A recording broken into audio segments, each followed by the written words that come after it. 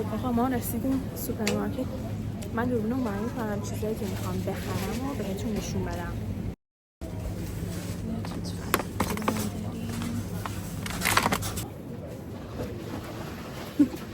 داری اشتا اینا رو میریزی من برم سوسیسی رو بردارم.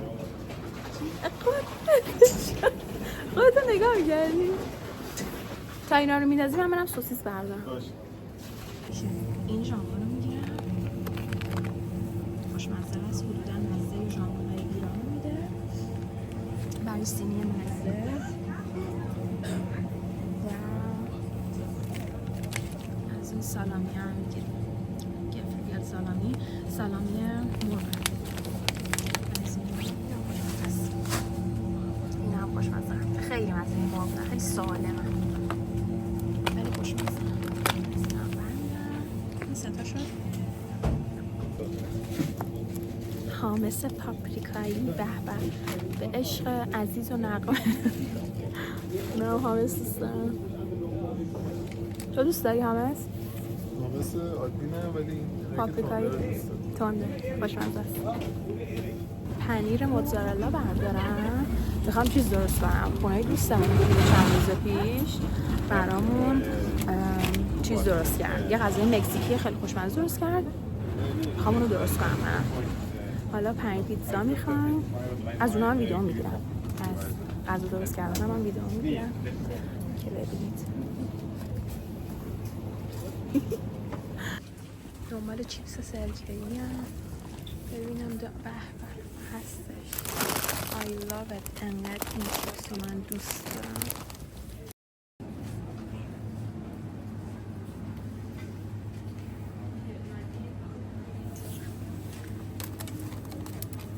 اینا خیلی شیرین و خوشمزن، توش هم پر پنیره، فلفل شیرین شده است، توش با پنیر پر شده. اینو نمیدونم تا حالا آب گلابی امتحان کردیم یا نه. اینو حدود یه سال کشفش کردیم ولی خیلی خوشمزه است، همیشه این میگیریم. هلوش هم خوبه. یه نکته ای اومدم بگم، اگه شما هم مثل من زرش بالا با مرغ و با آب پرتقال درست میکنید، آب پرتقال مصنوعی خیلی خوشمزه تره. یعنی اینا که قند دارن، قند مصنوعی ان تا آب پرتقال طبیعی. آب پرتقالای طبیعی چون پالک دارن خیلی خوب در نمیاد، تلخ میکنن زرش بالا مرغ و یه جوری میشه. ولی اینایی که خیلی ارزون و الکیان خوشمزه تر میشه. خریدمون دیگه واقعا آخراشه. واسه اون چکن، واسه اون انچالادا چیز میخوایم، لوبیا و کنسرو لوبیا و کنسرو ذرت میخوایم. اونو پیدا کنم دیگه انشالله تمومه. پیدا شد.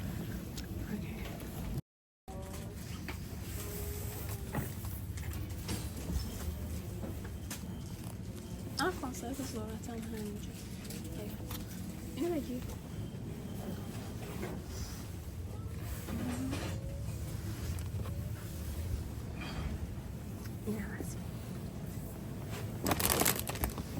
اینو برداشتی یه دونه؟ کمپوت چیز؟ گیلاس؟ اشکال داره. کسی کمپوت میخوره دیگه؟ اگه نمیخورن چرا میذارن اینجا؟ لازم خورن. کمپوت من 100 سال ندیده بودم کسی بخوره. کمپوت گیلاس. نه شکر. لیبلش خراب کرد. باشه چه غیرتی هم از کمپوت گیلاس. هر وقت میایم سوپر برای هم یه چیزی میگیریم که خوشحال شه. چون همش میاد دنبال ببین براش چی خریدیم، ذوق میکنه، خیلی کیف میده. از اینا دوست داره.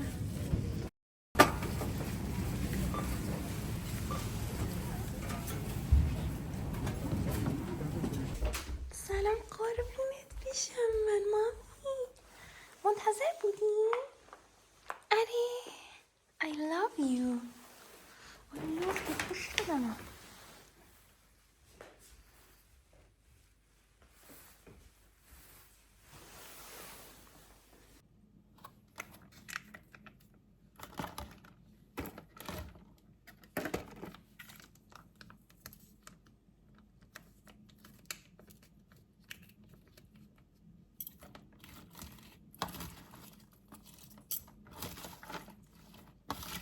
میخوام غذاها رو آماده کنم. غذاها زرشک بلو با مرغ و انچیلادا. برای زرشک بلو با مرغا رو از یک روز قبل مرینیتشون کردم با زعفرون و نمک و فلفل. خب الان میخوام سرخشون کنم، بعد بهش پیاز و بقیه چیزا رو اضافه میکنم. اول همه موهامون رو ببندیم که مهمونامون دفعه آخرشون نباشه که میان اینجا.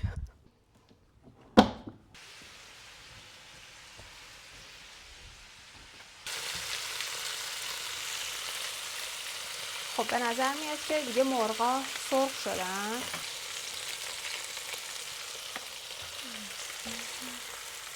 حالا توی این پیازامون رو میریزیم میذاریم سرخ بشن.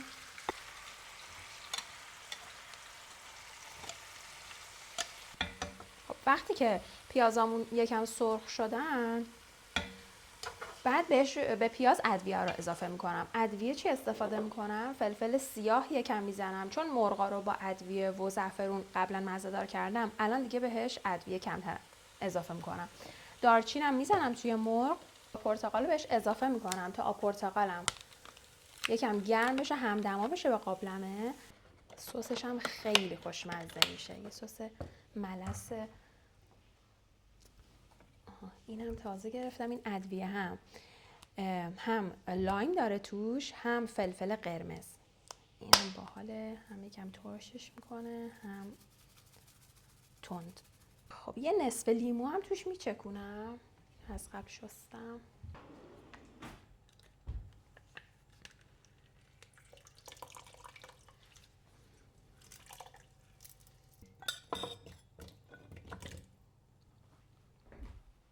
خب مرغا رو اضافه میکنیم وقتی که دیگه شروع کرد به جوشیدن.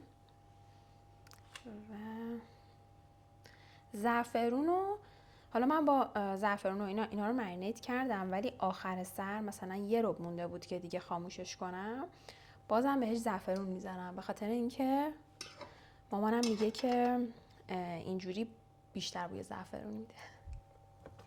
آخر غذاهایی که زعفرونی هن دوباره یه کوچولو بهشون زعفرون اضافه کنیم، انگار کار خوبیه. این همینجا حدود 45 دقیقه میذارم تا بپزه. فقط طبق تجربه من مرغو نباید با حرارت کم درست کرد. حرارت باید بالا باشه و حدود 45 دقیقه تا 1 ساعت کاملا پخته میشه. اگر بیشتر مثلا آدم بذاره نرم میشه، خیلی بافتش رو از دست میده. میذارم روی 45 دقیقه.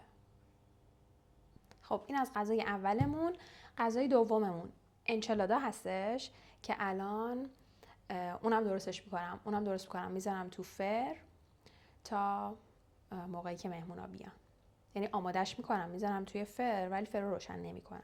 هر زمان که خواستیم شام بخوریم، اونم حدود نیم ساعت اینا باید بمونه، اون موقع فر روشن میکنم.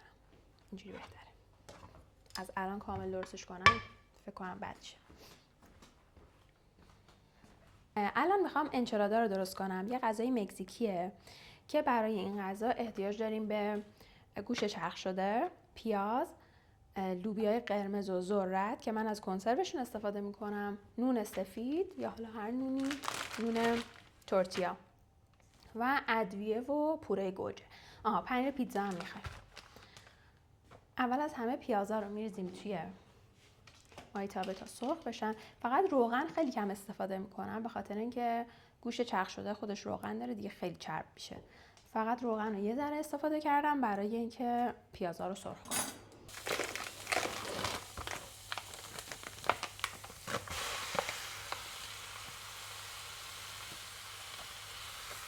این غذا خیلی غذای راحتیه، خیلی خیلی سریع آماده میشه. الان گوشتم که من تفت بدم دیگه، اون لوبیا و ذرت رو بهش اضافه میکنم و دیگه تموم. باید بپیچمش لای نون، بذاریمش تو فر. ولی خب خیلی خوشمزه است نسبت به اینکه اینقدر ساده است و اینکه موادی هم که استفاده میشه همش تو دسترسه، ولی خیلی خوشمزه است. 2 هفته پیش که خونه دوستم بودیم درست کرد دیگه، من اینقدر حال کردم، فقط از این غذا خوردم. دیگه گفتم خودم برای مهمونام درست کنم. خب برای ادویه فقط فلفل سیاه و فلفل قرمز استفاده میکنم و نمک. همین دیگه، زردچوبه و این چیزا رو این نداره. فقط فلفل تندم میزنم بهش به جز پاپریکای شیرین، به خاطر اینکه خب مکزیکیه و باید تند باشه. البته زیاد تندش نمی‌کنم به خاطر اینکه یکی از دوستام خیلی غذای تند دوست نداره.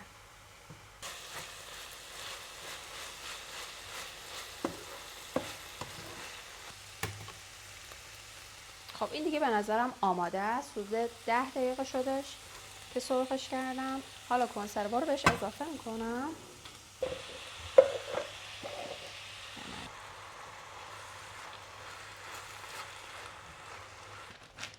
فکر میکنم اگر آبش کم باشه، خشک‌تر باشه از اینی که الان هست، خیلی بهتره. به خاطر اینکه نونا نازکه، احتمالاً اگه خیلی آبدار باشه قیافش بد بشه. میذارم آبش. من اولین بار اینو درست میکنم ولی حدس میزنم که اینجوری بهتره. بعد دیگه اینم که 1 دقیقه‌اش مونده. خوبه چک کنیم ببینیم اگه پخته شده. اینم خاموش کنم. اینم که از این تموم. حدود 1 ساعت کل غذاهایی که امشب قراره سرو کنم آماده شد. برنجم که میره توی پلو پز.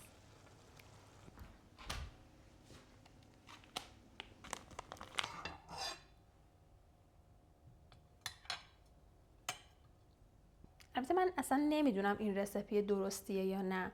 دوستم برام توضیح داد، چیزی که تو ذهنم مونده بود و دیگه الان دارم انجام میدم، چون به نظرم خیلی چیز پیچیده ای نبود. حالا اینم اگر که رسیپی اصلی نباشه فکر نمی‌کنم چیز بدمزه‌ای بشه. یه دونه نون میذاریم، بعد از این مواد بهش اضافه میکنیم. فکر کنم اینقدر کافیه که راحت بسته شه. یه ذره پنیر،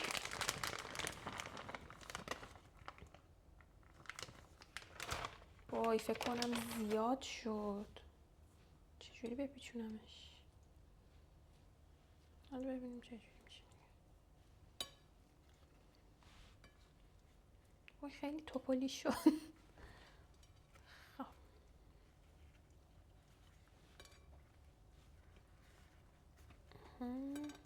این از این اینجوری میره این تو. اگر 6 تا جا بشه خیلی خوبه، چون 6 نفریم دقیقاً.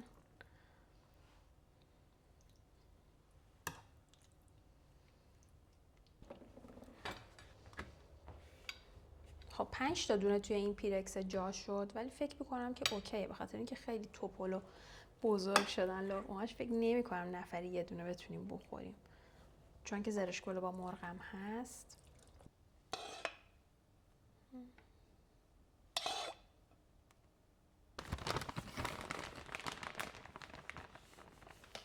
خب همین رو من نگه میدارم همینجوری. دیگه پنیر رو آخر سر که خواستیم بذاریمش تو فر بهش اضافه میکنم و میذاریمش تو فر. الان خیلی داغ نیست، میتونم سلفون بکشم بذارمش این گوشه تا زمانی که بخوام سروش کنم. اینا خیلی باحاله. پاپریکاه توش با پنیر صبونه، هم کریم چیز پر شده، هم شیرینه هم شور. خیلی باحال میشه، با یعنی به عنوان مزه.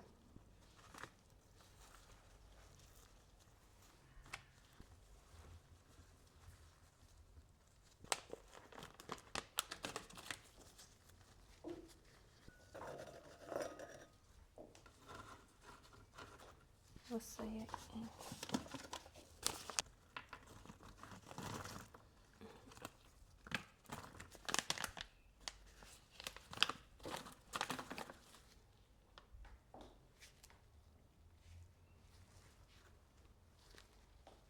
خب این از این.